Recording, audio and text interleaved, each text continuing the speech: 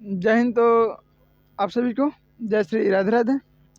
तो जैसा कि मालूम हम लोग का साउथ इंडियन का हिस्ट्री का क्लास चल रहा है और हम लोग का जो कि 53वां क्लास, ठीक है। और इससे पहले आपको हम संगम काल के बारे में बता दिए थे। अब हम लोग क्या है, संगम काल जो ख़त्म होने के बाद हम लोग जो कि वकाटक, ठीक है, वकाटक जो वंश थे उनके बारे में हम लोग पढ़ने वाले थे, ठीक है। तो चलिए हम लोग जो कि बिना देरी करते हुए क्लास को स्टार्ट करते हैं। तो इससे पहले आपको बता देना चाहता हूँ कि आप किसी भी कंपटीशन की तैयारी कर रहे हैं तो आप हमारे डीजेस एजुकेशन द्वारा जुड़ के फ्री आपको जीके, जीएस, वर्ल्ड मैप और इंडियन मैप की क्लासें आप ले सकते हैं। और बहुत जल्द हम लोग जो कि सी-सेट के क्लासें लाएंगे, ठीक है। जो कि इसमें अभी डेट अभी ऐलान नहीं किया गया है, लेकिन हाँ इतना कि अब बहुत जल्द आ जाएगा, ठीक है। तो चलिए हम क्लास को स्टार्ट करते हैं वकाटक वंश के बारे में, ठीक है। देखिए सातवाहन वंश के अंत के बाद आप पूछेगा सर सातवाहन वंश इसमें कहाँ से आ गया, तो आपको आगे ये क्लियर हो जाएगा, ठीक है बहन। तो सातवाहन वंश का जब अंत हो गया, यानी उसके बाद में उनके क्षेत्र पर जो वकाटक वंश का आगमन हुआ, ठीक है। जो सातवाहन का क्षेत्र था, ठीक है, सातवाहन वंश का जो क्षेत्र था अब उस पर किसका हो गया, और वकाटक वंश का क्या हो गया, आगमन हुआ। इन्होंने अपनी राजधानी बरार को बनाया, ठीक है। वकाटक के शासकों ने अपनी जो कैपिटल को बरार को बनाया और ये ब्राह्मण धर्म के मानते थे। वकाटक के शासक थे, वकाटक वंश किस धर्म को मानते थे, तब अपनी ब्राह्मण धर्म को मानते थे, ठीक है। इस वंश का जो कि संस्थापक विंध्य शक्ति थे, कौन थे, वकाटक वंश का संस्थापक कौन थे, तो विंध्य शक्ति थे। और इस वंश का सबसे प्रतापी शासक पल्लव सेन थे, कौन थे, पल्लव सेन थे, हाँ पल्लव सेन थे, ठीक है। जो कि इस वंश का सबसे प्रतापी शासक रहे पल्लव, ठीक है, हाँ पल्लव सेन थे। इन्होंने 4 अश्वमेघ यज्ञ कराए पल्लव सेन ने, ठीक है। और उसके बाद देखिएगा 4 अश्वमेघ यज्ञ तथा वाजपेयी यज्ञ कराए थे। ये बहुत बड़े बड़े यज्ञ होता है, वाजपेयी यज्ञ चाहे अश्वमेघ यज्ञ, ये सब बहुत बड़े बड़े यज्ञ होता है। अब तो वो सब यज्ञ देखने को अब नहीं मिलता है, क्योंकि इस सब में अरबों खरबों रुपया लगता है। और ये देखिए अश्वमेघ यज्ञ के बारे में आपको हम बताए थे कि अश्वमेघ यज्ञ का मतलब होता है इसमें घोड़ा छोड़ा जाता है और इसमें आप जो राजा छोड़ता है वो अपने शक्ति को, वो अपने वर्चस्व को दर्शाता है। और उनका घोड़ा अगर आपके क्षेत्र में चल गया तो ये क्षेत्र उनके अधीन हो जाएगा, ठीक है। बस वहाँ आ रहा नहीं आ रहा। तो अश्वमेघ 4 अश्वमेघ कराए प्रोसेन ने, उसका वाजपेयी यज्ञ कराए। तो ये सब बहुत बड़े बड़े, अब ये सब नहीं देखें, कलयुग में एको को यज्ञ ये सब नहीं होने वाला है अब, ठीक है। अब मैंने अभी वर्तमान में ये सब यज्ञ नहीं करा सकता कोई। और इस वंश के जो कि शासक रुद्रसेन थे, कहना रुद्रसेन का विवाह आप देखिएगा पार्वावती से होता है। रुद्रसेन का विवाह किससे होता है, तो पार्वावती से होता है। जो पार्वावती कौन थी, तो चंद्रगुप्त द्वितीय का बेटी थी। और जो देवी थी जो वैशाली के कन्या थी, जिसे चंद्रगुप्त द्वितीय का क्या हुआ था, ब्याह हुआ था देवी से, उन्हीं का पुत्री थी कौन, प्रभावती, ठीक है। प्रभावती चंद्रगुप्त द्वितीय तथा देवी की पुत्री थी, जो कि देवी कहाँ गई थी आपको मालूम, वैशाली का। इस विवाह के कारण गुप्त तथा वकाटक के बीच में मैत्रीपूर्ण संबंध स्थापित हुआ और क्या हुआ, पूरा समझ ले कि जीवन अच्छा से बीतने लगा, ठीक है। मानिए कि दोनों शक्तिशाली राजा रहे भाई, वंश से दोनों शक्तिशाली है। गुप्त वंश का छोटा मोटा थोड़ी वंश है, बहुत शक्तिशाली है क्या जी। तो उन्होंने देखा इनसे शादी हो गया वकाटक और गुप्त वंश के बीच में। और शादी होने के कारण पहले के राजा लोग इसी तरह करते थे, अगर देखते थे कि कोई राजवंश बहुत शक्तिशाली, बहुत धनवान है, तो सोचता था कि अब युद्ध करने से अच्छा है कि वो ओकरा से करो, या हम अपन बेटी के बहन के ब्याह करा देते या उसके बेटी बहन से ब्याह कर लेते। बस में ऐसा ही होता था, ठीक है। उस समय भी देखिए रियल बात है कि जात पात मायने पैसा वाला के लिए नहीं रखता है। जी बाबू साहब, जात पात जो है पैसा वाला के लिए मायने नहीं रखता है।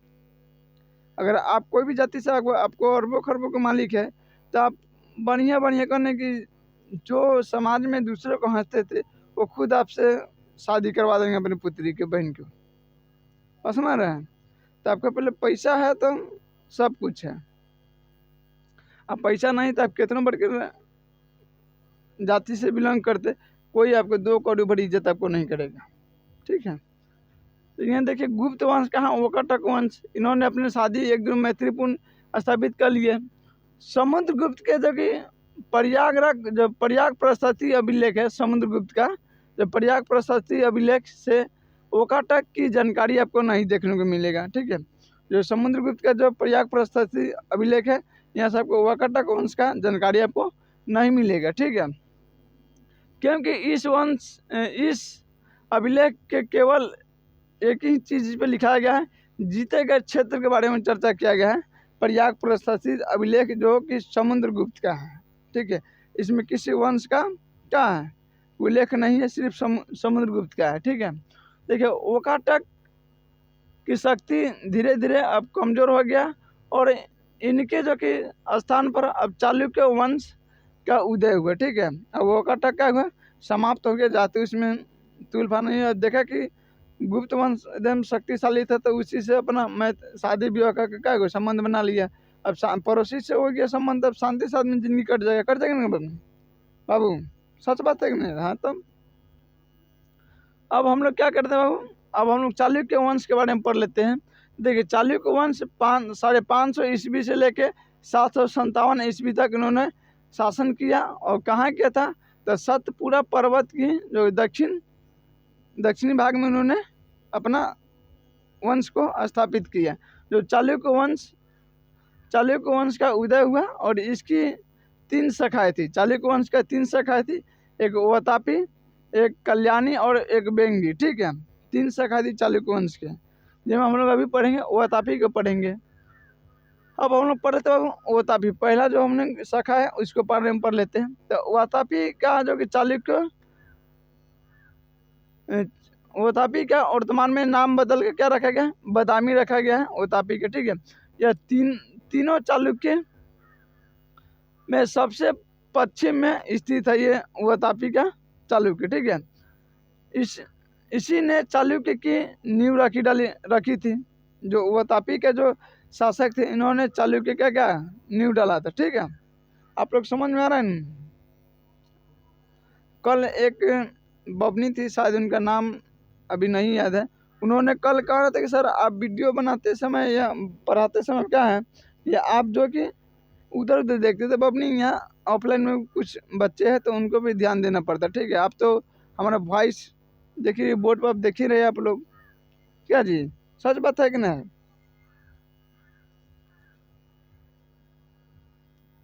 तो देखिए वातापी का वर्तमान नाम क्या है, बदामी है।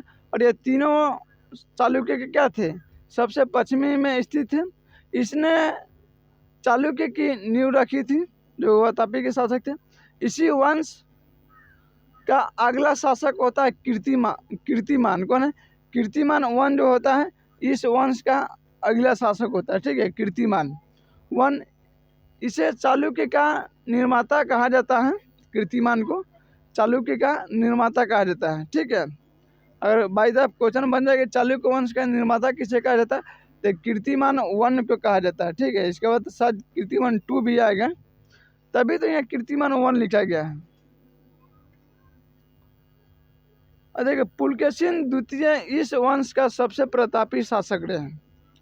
चालुक्य वंश का वातापी चालुक्य वंश का सबसे प्रतापी शासक कौन रहे, तो पुलकेशिन द्वितीय। ठीक है, इस वंश का सबसे प्रतापी शासक रहो। और इसने जो कि नर्मदा नदी को पार करके कन्नौज के शासक जो कि हर्षवर्धन को पराजित किया। ठीक है, और दक्षिण में पल्लव शासक महेंद्र वामन को उन्होंने पराजित किया। और उसकी राजधानी जो महेंद्र वामन की राजधानी थी कांची, उसको जीत लिया। ठीक है, पुलकेशिन द्वितीय ने। बताइए कि उत्तर में किसको हराया? तो हर्षवर्धन को हराया, कनौज के शासक थे। और दक्षिण में किसको हराया? तो पल्लव वंश के शासक थे महेंद्र वामन। ठीक है, महेंद्र वामन के पराजित करके उनकी जो कि कैपिटल यानी राजधानी था कांची, उन पर उन्होंने अपना अधिकार किया पुलकेशिन द्वितीय ने, और कांची कोट का उन्होंने उपाधि धारण की। ठीक है, पुलकेशिन द्वितीय ने कांची कोट का उपाधि धारण की। उसके बाद देखिए बाबू यहाँ जगह नहीं था, हम बता देते हैं एक्स्ट्रा में। ठीक है, आप लोग लिख लीजिए, आराम आराम से हम बोल देंगे। ठीक है, आप लोग भी लिख लीजिए, अब यहाँ तक देख लीजिए, लिख लीजिए।